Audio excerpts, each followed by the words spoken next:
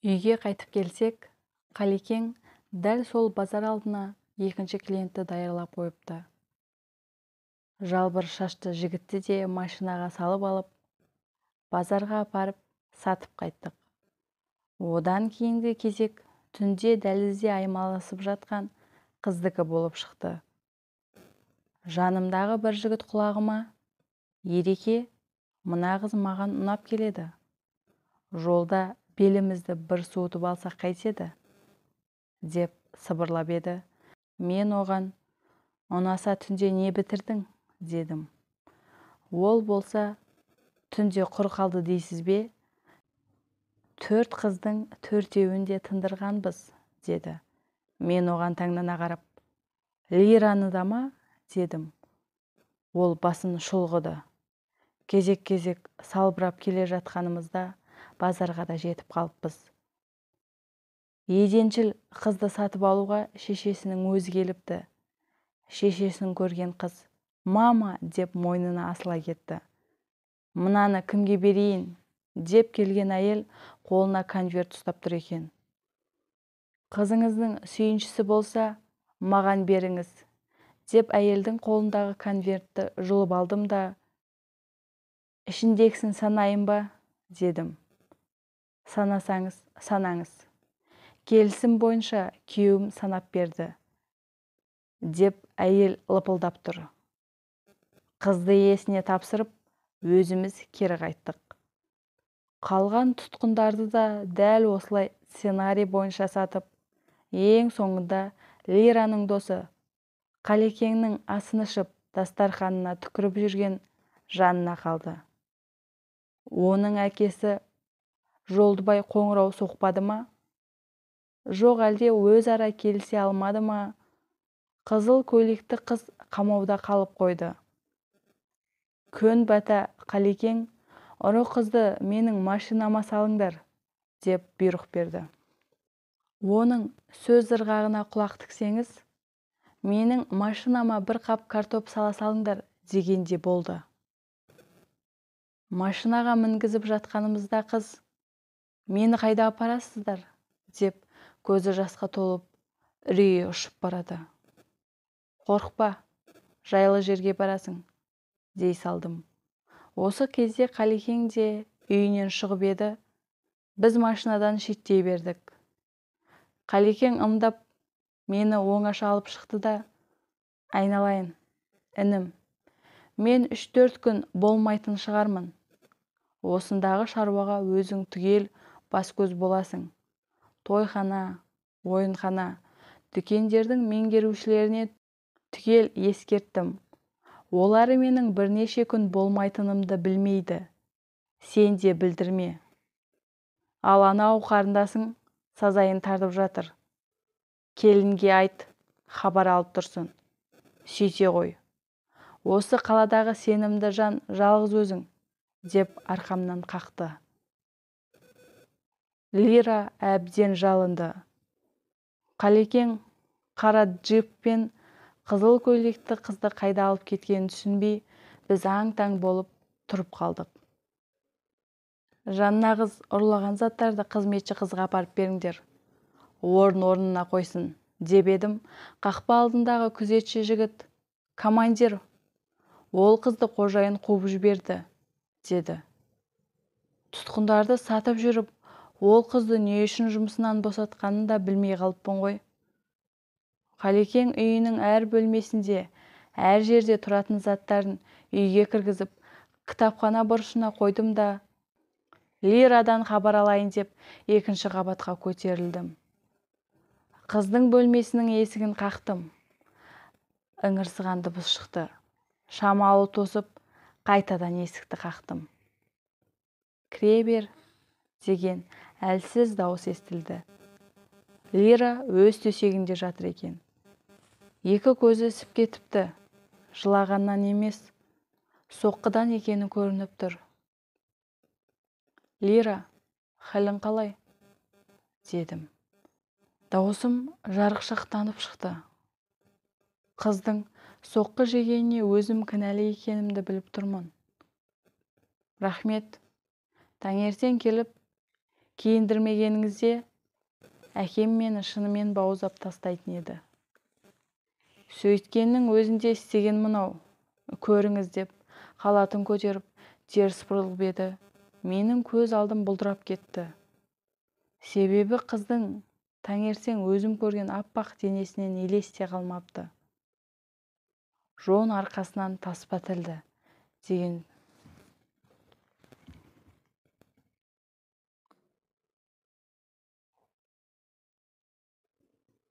Жон арқасынан таспа тілді деген сөз миыма шақ ете қалды. Бойжеткен қыздың аппақ денесіне киіз үйдің керегесін әкеліп жапсыра салғандай. Айқұш-ұйқыш қамшының ізі. Кей жерлерінен қан шығып қата бастапты. Ойпырмай, ойпырмай. Өз қызы ғой, қандай тас жүрек адам, деп іштегі ойым сыртқа шығып кетті. Ағатай-ай, сіз алған ақшаңызға, басыңыздағы уақытша баспанаға мәз болып жүрсіз. Менің әкем өте қатыгез адам. Осы күнге дейін бір баласының маңдайынан сипап айналып көрген емес. Жалғыз мені еркелетуші еді. 22 жыл алақанына салып жүріп, бір күнде сойып салды ғой, деп солқылдап жылады. Лира, жеңешеңді жіберейін, деп едім ол. Аға, сізден кешегі бүгінгі қылықтарым үшін кешірім өтінемін. Кешіріңіз, деп жеңешемді әуре қылмай-ақ қойыңыз. Сізге айтар бір өтінішім бар. Соны орындасаңыз, бар сырымды өзіңізге ақтарып салар едім, деді. Айта ғой, қолымнан келсе орындайын, дедім. Қолыңыздан келеді. Ең әуелі тісімнен шығармаймын деп сөз беріңіз, деді. Жымиып күлгендей болды. Онысы тым ерсі көрінді. Күп болып пісіп кеткен бетке күлкі де жараспайды екен. Ереке, аға, мен есірткіге уланған жанмын. Бір сөзбен айтқанда наркоманмын. Бізде ломка деген болады. Қазақша қалай айтсам екен? Әлгі бәлені уақытылы қабылдамасаң, денең құрысып, қаның жүрмей қалғандай, буын-буының икемге келмей, аяқ-қолың тырысып, жаның шығып кететіндей қиналасың. Ал есірткіден бір иіскесең, немесе инемен ексең, жаның жай тауып, рахат сезімге бөленесің. Маған сол ломка таяп қалды. Өтінішім сол, маған бір доза әкеліп беріңіз, деді. Ойбай, ондай бәлені айта көрме. Онан да бір-екі күн қиналсаң шыдарсың. Сол бәлені тастасайшы деп едім. Қыз жылап жіберді. Ағатай, тастау оңай болса, әлде қашан тастар едім. Әкемнен бұлай таяқ жемес едім. Маған емделу керек. Наркологтарға көрінуім керек. Емделгенше әлгі доза болмаса өліп қаламын. Немесе өзіме өзім қол жұмсаймын, шыдай алмаймын, дейді еңіреп отырып. Айналайын-ау, ол бәлені қайдан табамын? Өмірі көрген емеспін. Оның түрі де көп көрінеді ғой, дедім шошып. Қол ұшын беріп, қарындасыңызды аман алып қалғыңыз келсе, жол жобасын өзім айтамын ғой, деді жылағанын тыйып. Амал жоқ, өзің үшін қылмысқа барамын, дедім. Аға, 1001 түн деген түнгі клуб бар, естіген шығарсыз. Соның алдына барып, оңаша тұрсаңыз, есірткі сатушылар өздері келеді. Шөп бар, ұнтақ бар, деп сыбырлап кетеді. Солардан аласыз. Ол жерде ешкімді кездестіре алмасаңыз, ескі қаладағы жасыл жаға аталатын көше бар. Сонда барсаңыз, қыз-жігіттер көшеде қаз қатар темекі шегіп отырады. Солардан жора керек еді деп сұрайсыз. Сығанға ұқсас бұйра шашты, ұзын бойлы жігіт жора. Содан сұрайсыз. Ол сізге сенбеуі де мүмкін. Менің атымды айтасыз. Ол қарызын қашан қайтарады десе, 1 жетінің ішінде әкеліп береді деңіз. Бұл жолы нақты ақша бермесеңіз сатпайды. Ақшаңыз бар ма? Деді. Бар ғой, оның нарқы қандай деп едім. Ол, сіз саудаласа алмайсыз. Сондықтан маған 5.000-дық ұнтақ бер десеңіз жеткілікті. Қазірше маған сол да жетеді деді. Уәде берген соң орындау шарт, тәуекел, деп сұр Жигулиге міндім. Жанымда Лираны да тындырдым деген бұқа мойын серікті алдым. Оны жаныма ертіп алғаным дұрыс болған екен. 1001 түнді дәл тапты. Машинамызды қаңтарып қойып, түнгі клуб алдында жарты сағаттай тұрдық. Шөп, ұнтақ қажет пе деп бізге тірі жан жоламады. Клубқа кіріп шығып жатқандардың дені жастар. Бұлардың ішінде нашақорлар көрінбейді ғой, дедім мен. Ойын күлкі түн жарымында басталады. Сол кезде сатылатын шығар әлгі бәлелері, деді Серік. Қой, қарындасымыздан айырылып қалармыз, басқа нүктесіне барайық. Оның ломкасы әлгінде басталған деп едім. Серік, өлмесе өмірем қатсын. Сол ерке тотай шолжан қызға неге жаныңыз аши қалды? Деді. Мен іштей, Лира, тісіңізден шығармаңыз, деп еді. Мынаған неге айттым, деп өкініп те тұрмын. Әкесін, қызын сынап, ақыл айтатын біз емес. Біз олардың есігі алдында жүрген жалшымыз. Жігітім, қожайынның қызына бас көз болу міндетім. Ломкасы ұстап шыдай алмай, өзіне өзі қол жұмсаса, әкесіне қай бетімізбен қараймыз? Жаның қиналмай, мол ақша тапқаныңа шүкіршілік жасамайсың ба? Дедім. Серігім басы салбырап тұрды да, рас екен-ау, командир. Қалекең секілді жағдайымызды жасап жүрген ешкім жоқ, деді. Нашақорлардың ямасына бардық. Жасыл жағаға жетіп, машинамен жаймен жылжып келеміз. Лира айтқандай, көшедегі қиқы-жиқы үйлердің алдындағы сынып, қисайып қалған орындықтарда қыз-жігіттер отыр. 1001 түннің алдындағы жастардан бұл көшенің жастары бөлек екені бірден көзге түсіп тұр.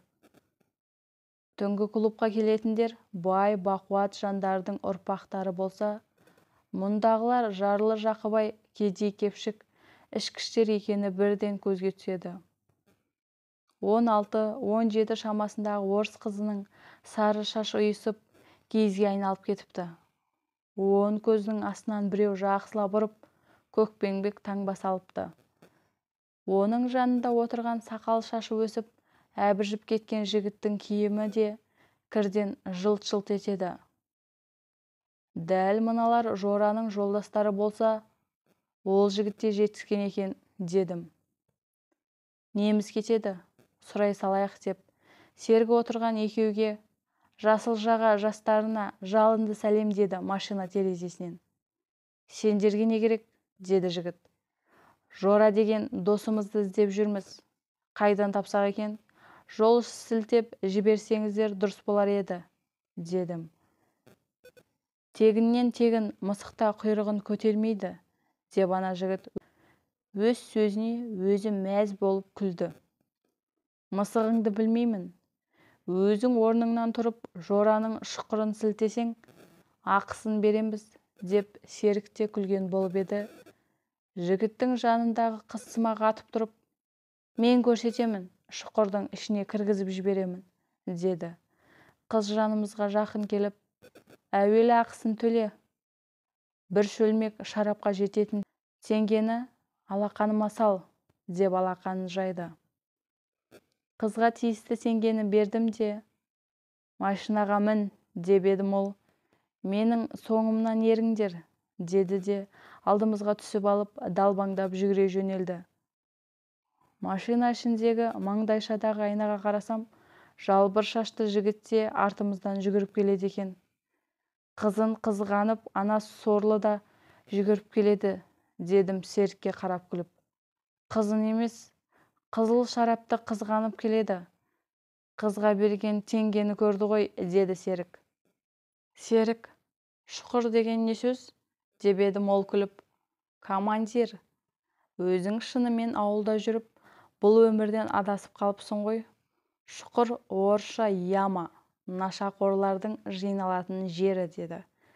Мен іштей, осы Серік білгіш-ақ, өзі де шұқырдан шыққан сұмырай емес пе екен деп ойлап қойдым. Қисық-қисық көшемен жүріп келіп, құлауға айналған ескі үйдің алдына келіп тоқтадық. Міне, мына үйге кірсеңдер, Жораны табасыңдар, деп қыз кері бұрылып жүгіре жөнелді. Әй, Жораны шақырып бермейсің бе? Деп айқайлаған едім, ол үйге өздерің кіре беріңдер, деді күліп. Серік маған қарап, командир, алға, деді. Апырау, бұл үйдің ұсқыны маған ұнамай тұр, деп едім ол. Шешінген судан тайынбас, деген. Мен ақ барайын, деп машинадан түсті. Ол үйдің терезесінен ішке сығалап қарады да, мен жаққа бұрылып, қол бұлғап шақырды. Тегін концерт көрдік. Екеуміз терезеден үй ішіне үңілдік. Өткен түнгі Лираның үйіндегі көріністің дәл өзі. Бір ерекшелігі, Лираның достары аз. Киінген, түр-түстері ажарлы жандар еді. Ал мұндағы жандар көшеде жүрген қаңғыбас бомждардан айырмашылығы жоқ. Кәрі жасы, әйел еркек аралас, бәрі мәңгүрт, бәрі еселаң. Көк түтін толған бөлме ішінде қалғып, мүлгіп, жылап ыржалақтап күліп, ыңылдап, өлең айтып отырғандар. Бір еркек талтайып тұрып, бұрыштағы шелекке кіші дәрет жіберіп тұр. Соны көрген сорлы бір жап-жас қыз еркекке ұқсап түрегеп тұрып дәрет алды. Жанымда тұрған Серік менің мықынымды түртіп қалып, командир, мынау керемет кино ғой, деді. Қара топырдың ортасында темір стол бар екен. Сол стол үстінде керогазға қасық тосып, әлденелерді ертіп отырған екеудің біреуі терезеден сығалап тұрған бізді байқап қалды. Ол арт жағына қарап әлдене деді. Еркектің сыртында тұрған бір әйел оның мойнынан құшақтап сүймекші еді, анау итеріп тастады. Біреуіміз ішке кірейік, деп Серікке бұрыла бергенім сол еді. Желке тұсымнан біреу, қимылдама, деп бұйырды. Кімсіңдер, мұнда не іздеп жүрсіңдер, деді екінші дауыс. Жораны іздеп келдік, дедім. Бері бұрыл, деді. Бұрылдым. Шашы бұйра-бұйра болып, иығына дейін төгілген, кең жауырынды қызыл көйлекті еркек тұр екен. Мен оның Жора екенін түсіндім. Мен сені бірінші рет көріп тұрмын, танымаймын, деді. Иә, танымайсың. Лираны танитын шығарсың. Мені саған сол жіберді. Ол ломка болып өлейін деп жатыр. Ем қажет, дедім. Ол қаншық әуелі қарызын құтылсын. Әкесі миллионер болса да қарыздан көз ашпайды, деді. Жора, ол жағын өзімен келісерсің. Маған 5000 теңгеге товар бер, дедім. Жора бетіме тесіле қарап тұрды да, ақшаңды бер, деді. Қалтама ыңғайлап салып қойған ақшаны қолына ұстата салдым. Осында күт, деп Жора бұрылып кетті. Серік екеуміз терезеге қайта үңілдік. Бір қыз тырдай жалаңаш өзімен өзі билеп жүр. Көзі жұмулы, езуінде күлкі, рахат сезімге бөленіп, балқып жүр. Оған көңіл бөліп қарап отырған бір жан жоқ. Әркім өзімен өзі. Қабырғасынан күн көрінетін тыриған арық жігіт бір күйген кірпішті кеудесіне басып, қайта-қайта сүйе береді. Жасының қай шамада екенін ажырату қиын, бір еркек шашын төбесіне үйіп қойған семіз қыздың кіндігін аймалап бөліп өшіп жатыр. Болды, концерт аяқталды, деген Жораның дауысын естіп, артымызға жалт қарадық. Міне товарың. Лираға сәлем айт. Бір жетіде қарызынан құтылмаса, оның әкесімен біздің барон сөйлеседі. Ал енді бұл арадан тайып тұрыңдар, деді. Екі қолын кеудесіне қосырып алыпты. талтайып тұр. Бәледен машайық қашыпты демекші, біз зытып бердік. Қайтар жолда бізге жол көрсеткен қызды көрдік. Ол жігіті екеуі орындық үстінде Ағыдам деген арзан шарапты шөлмектің аузынан сіміріп отыр екен. Олардың тұсына өтіп бара жатып сигналды басып қалдым. Бізді таныды. Қолдарын бұлғап қоштасты. Лира мені көріп көзі жайнап кетті. Ағатай, таптыңыз ба, деді асығып. Әкелген бармақтай қағаз пакетті қолына бердім. Ол орнынан сүйретіліп әрең тұрып, төсек жанындағы тумбочка үстіне пакетті ашып қойды. Ақ ұнтақтан бір шымшып алып, танауына тығып, ұзақ иіскеді. Көзін жұмып, шалқайып біраз отырды да, және бір шымшып екінші танауына тақап, танауын шуылдата иіскеледі. Иіскеп алды да, жанындағы төсекке қисая кетті. Маңдайынан шып-шып тер шықты. Бетіне қан жүгіріп, боп-боз беті қызарып шыға келді. Мен бұрылып, ақырын басып кетіп бара жатыр едім. Лира, Ереке, кетпеңіз, деді. Артыма жалт қарадым. Қыз қара терге түсіп жатыр. Көзі әлі жұмулы. Қыз сырын ақтарды. Ереке, бір бокал шай болса. Содан соң өзіңізге берген уәдем бойынша ағымнан жарылып, бар сырымды ақтарар едім, деді. Жарайды. Шайды қазір алдырамын, дедім де, қыздың бөлмесіне шығып кеттім. Келіншегім Айғаным қайтып, термосқа шай құйдырып алдым да, Лираға қайта оралдым. Келсем, ол ақ ұнтақты тіліне жағып отыр екен. Лира, ломкаң қайтса, ана бәлені көп қолдана бермесейші. Ертең қайта іздейсің ғой, дедім. Иә, оныңыз орынды. Қолымда болса бәрін тауысып қоярмын. Қалғаны сіз жасырып қойыңыз, ертең бересіз, деді. 2 кесе шай ішкен соң, Лира бұрын өзім көріп жүргендей адам болып қалды. 2 тізесін құшақтап, төсек үстінде шоқиып отырып әңгімесін бастады. Аға, әке-шешеме еркелеп жүріп, жаман ойлы адамдардың көзіне түсіп, осындай жағдайға тап болдым ғой, деді ол. Мектепті өте жақсы бітірдім. Университетке түстім. Рас, әкемнің беделі де ықпалы етті. 1-ші курсты бітіргенімізді атап өту үшін кафеге барғанбыз. Сонда әбден беледік. Жанымдағы құрбы қыздар мен жігіттер әжептәуір ішті. Ішімдікті айтамын. Мен ол кезде оларды аузыма да алмайтынмын. Кафеде барда тұрған жігіттің жанына жымыңдап бір жігіт қайта-қайта барып жүрген. Сол жымыңдаған жігіт біздің дастарханға бір шөлмек аққайнар мен бір шөлмек кола қойып, сіздер өте көңілді отыратын достар екенсіздер. Сіздермен танысқым келеді, деді. Күлшелі бала сүймекке жақсы демекші, өзі сыйлық әкеліп отырған жігітке ешкім кет демей, керісінше келіңіз, бізде тамыр таныс достың көп болғанын қалаймыз деп ортаға қосып жіберді. Аққайнардың ақ қалпағын аспанға атып, таныстық үшін бәрі ішіп қойды, маған кола бұйырды. Кейін білдім ғой, бәленің бәрі сол коладан басталыпты. Менің бақытсыз күндерім сол күннен басталып жалғаса берді.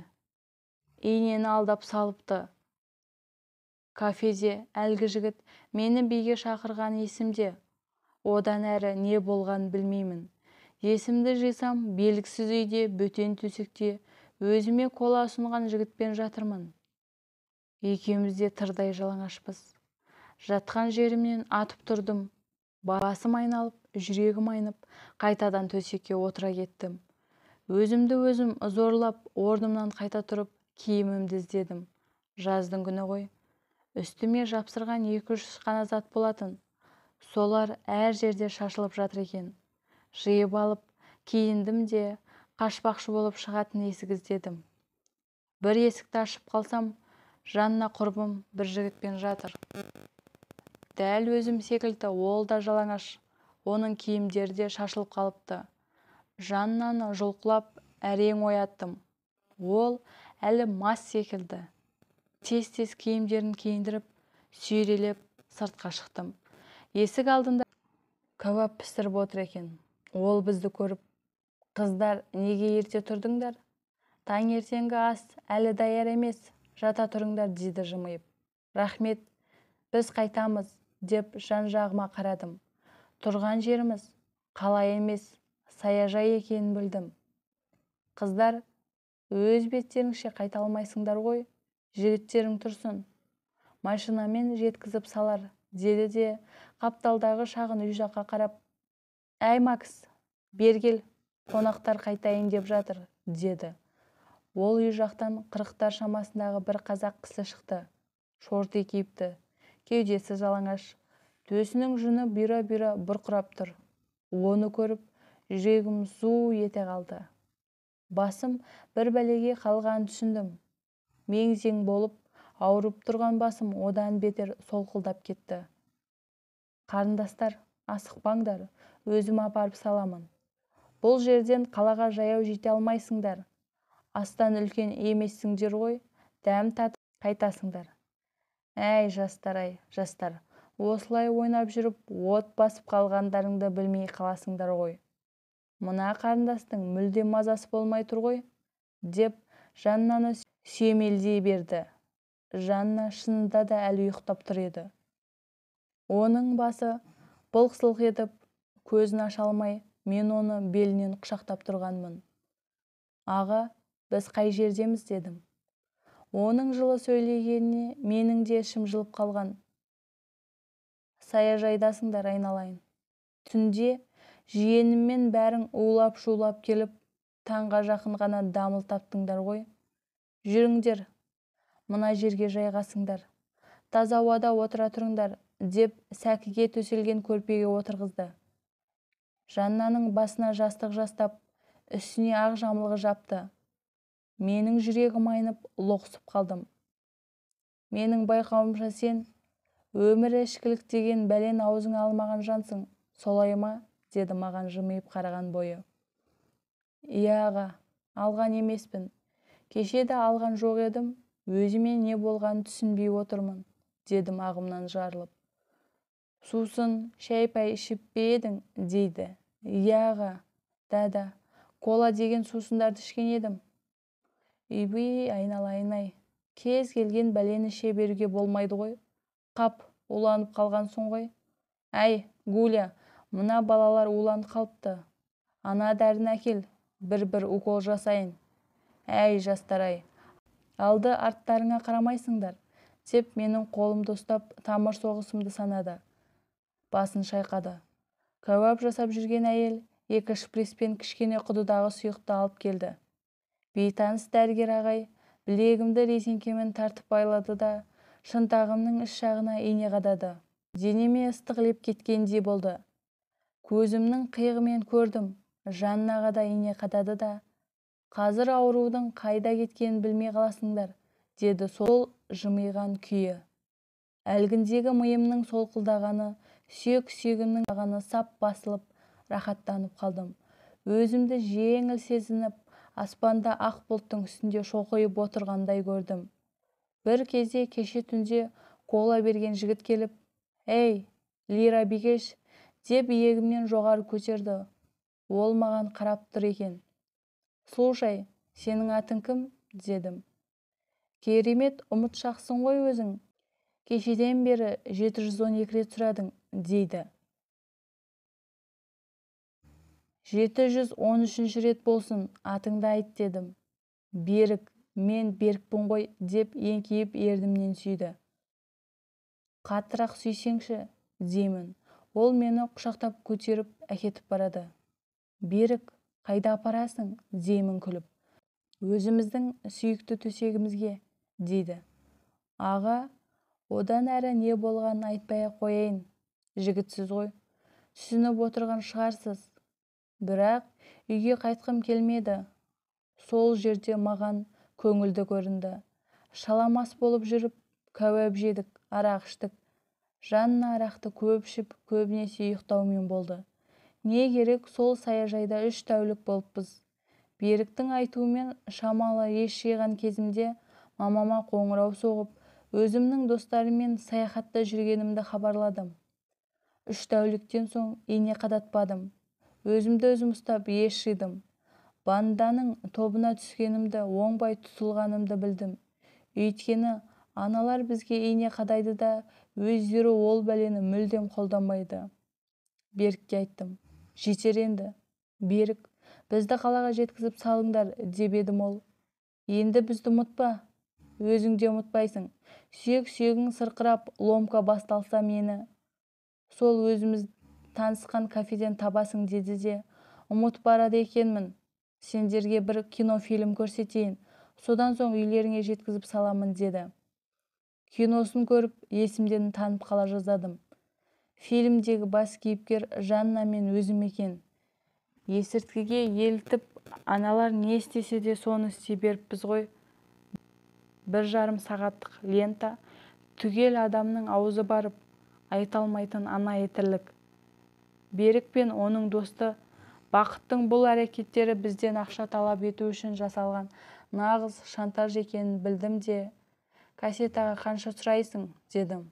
Ол ойланбастан 10 000 көгінен, деді. Жарайды, беремін. Кассетаны бер, деп едім. Әуелі ақша, содан соң кассета, деді. Құрбысы әкесінің көңілдес екен. Үйге келіп, болған жағдайды анама айттым.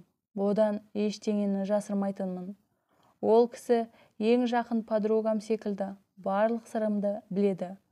Мамадан 10 000 баксын алып кафеге бардым. Берікке беріп, кассетаны сұрасам ол. Бұл сенің әкелгенің, Жаннанікі қайда, дейді. Амал жоқ, Жанна үшін де мен төлейтін болдым. Себебі Жанна, Лира, мен үйден бірден ондай ақша ала алмаймын. 1 000, 2 000-нен алып сенен құтылармын. Қазірше сен төлей тұр, деген болатын. Жанна да байдың қызы ғой. Ол ақшамды қайтарып беретініне сендім.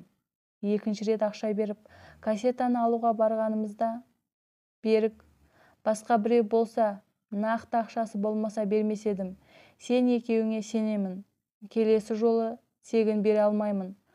Бұл құнды препарат, деп 2 атым Насыбайдан ақ берді. Кассетаны алып өртеп жібердік. Ана ұнтақты аз-аздан қолданып 2 жетіге жеткіздік. Міне, аға, осылайша есірткіге тәуелді болып, құтыла алмай, азапқа түсіп жүрген жағдайымыз бар. Берік әншейін ортада жүрген үлкен бір дөкейдің итаршысы көрінеді. Оның негізгі міндеті байбатша ірі тұлғалардың ұл қыздарын алдап арбап, қармаққа іліп, есірткіге тәуелді етіп, ақша табу екенін кейін түсіндім. Аға, осы сұмдықтың соңын тыңдаңыз. Берік бір дөкейдің итаршысы екен, дедім ғой. Ол дөкейдің кім екенін білесіз бе, деді. Айналайын-ау, мен оны қайдан білейін? Ауылда жүрген майбалақ тракторшы едім. Бағыма сенің әкең кездесіп, көзім енді ашылып келеді, дедім. Жоқ, аға, сіздің көзіңіз әлі ашылған жоқ. Мен де өзіңіз секілді көп нәрсені көрмейтін соқыр екенмін. Жуырда ғана білдім.